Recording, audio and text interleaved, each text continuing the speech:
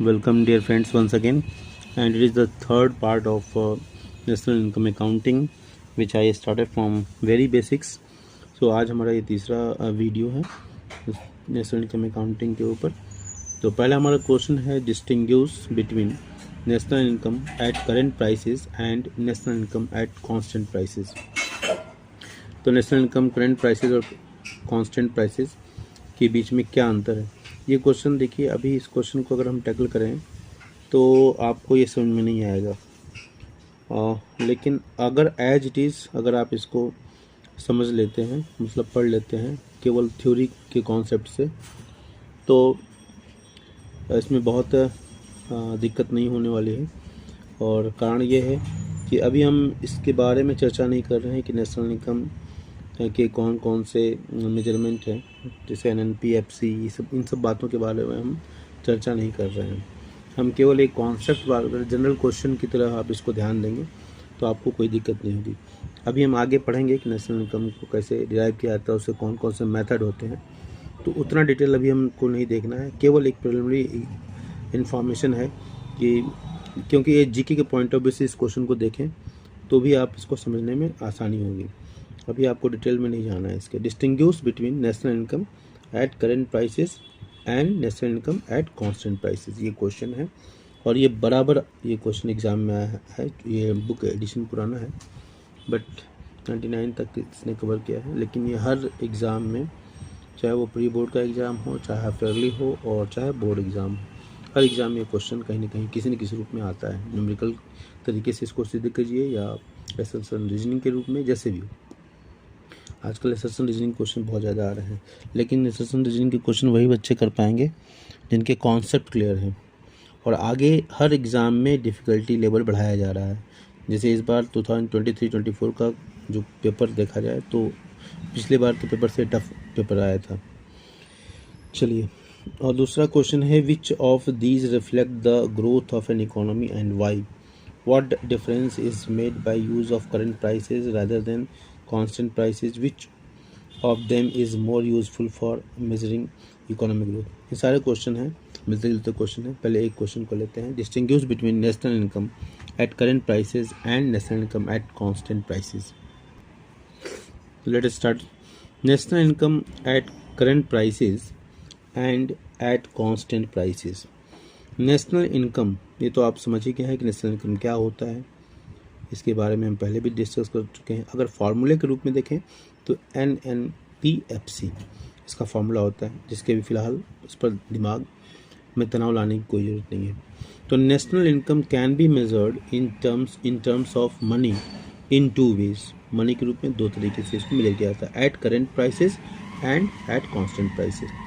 National income at current prices, when goods and services produced by normal resident of a country in a year are estimated at current prices, it is called national income at current prices। normal resident of a country in a year, ध्यान देने की बात।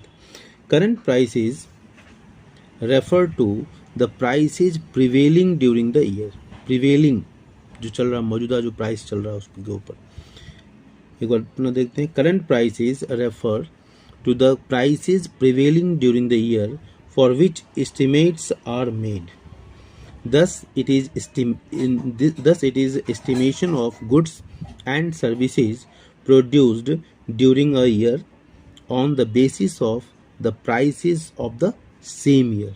उसी साल की कीमतों के ऊपर वस्तुओं और सेवाओं का जो मूल्य निर्धारित किया जाता है, मूल्यांकन किया जाता है, ठीक है, वो हमारा करंट प्राइस माना जाता है, prevailing prices.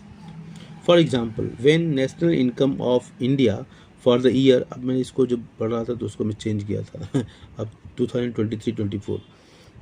For example, when national income of India for the year 2023-24 is calculated at 2023-24 prices, मतलब अगर हम इस साल का प्राइस की नेशनल इनकम निकाल रहे हैं, उसी साल की जो कीमतें हैं उसी के ऊपर निकाल रहे हैं, कहने का मतलब यह है। अगर 22-23 है तो यहाँ भी 22-23, यहाँ 23-24 तो यहाँ 23-24, कहने का मतलब ये। सो एक बार फिर देखते हैं। For example, when national income of India for the year 2020 22-23 is calculated at 22-23 prices, it will be called national income at current prices. Thus, for national income at current prices, we use same year's output and same year's market prices. अब ये बिल्कुल underline से बिल्कुल clear हो गया होगा. Such data reflect the state of economic affairs for that year but does not show real change in national income because prices keeps on changing. दूसरा, national income at constant prices. अब national income constant prices के ऊपर विचार करेंगे कि national income constant prices क्या होता है. When goods and services produced by normal residents of a country during a year are valued at fixed prices, that is prices of the base year, it is called national income at constant prices. Constant prices refer to the prices prevailing in the base year. Mind the base year is a normal year devoid of a price fluctuation. देखिए, constant prices जो base year का जो price होता है उस पर जो हम नेशनल इनकम निकालते हैं वो हमारा कांस्टेंट प्राइसेस के ऊपर निकालते हैं. उस नॉर्मल रिसेंट तो कॉमन ही है, तो कांस्टेंट प्राइसेस के ऊपर जो भी मूल्यांकन होता है, जो भी गुड्स एंड सर्विसेज की वैल्यू को मेजर करते हैं, कैलकुलेट करते हैं, वो हमारा national income at constant prices कहा जाता है. अब बेस ईयर कौन सा बनाया जाए? बेस ईयर उस ईयर को बनाया जाता है जिसमें प्राइस के फ्लक्चुएशंस नहीं होते हैं. Mind a base year is a normal year devoid of price fluctuations. As for instance, net output of country produced during 99-2000 valued at prices of the same year 99-2000 will be called as a national income at current prices. क्योंकि देखो उसी साल का price पर निकाला गया. but when it is measured at a prices of base year, जैसे 93-94 1993-94 में जो कीमतें थीं उन कीमतों को के आधार पर हम 99-2000 की वस्तुओं सेवाओं का मूल्यांकन कर रहे हैं, जोड़ रहे हैं, तो ये इस प्राइस पर चूंकि कर रहे हैं इसलिए ये जो क्या कहलाएगा, जो बेस ईयर के प्राइस चूंकि इस पर हम कर रहे हैं. ठीक है, 99-2000 में भले मूल्यांकन कर रहे हैं लेकिन मूल्य क्या है 93-94 का. It will be known as national income at constant prices. Every country measures national income both at current prices and at constant prices, but it is the latter which indicates real change in national income. तो जो constant price के ऊपर जो वो हमारा real economy के status को बताता है कि इकोनॉमी का स्टेटस कैसा है, इकोनॉमी कितनी स्ट्रांग है. क्योंकि इसके बारे में आगे पढ़ेंगे, क्योंकि उस प्राइस फ्लक्चुएशंस की वजह से वस्तुओं की कीमतें बढ़ जाएं तो जीडीपी बड़ा दिखाई देता है.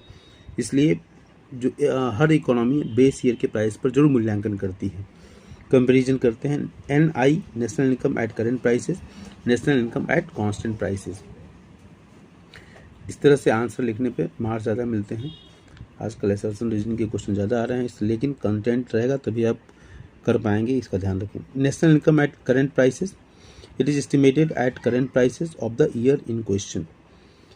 It is affected by change in physical output and change in prices.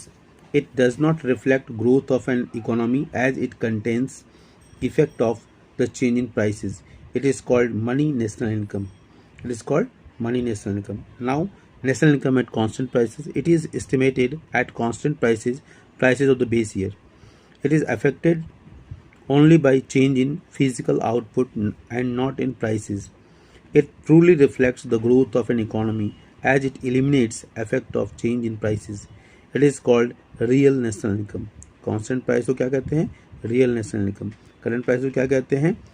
Money national income या nominal national income. चलिए, तो ये हमारा क्वेश्चन हुआ. दूसरा क्वेश्चन क्या है हमारा? Which of these reflects the growth of an economy and why? इस तरह के क्वेश्चन बनाया गया था. अब इससे पहले हम इस क्वेश्चन को करें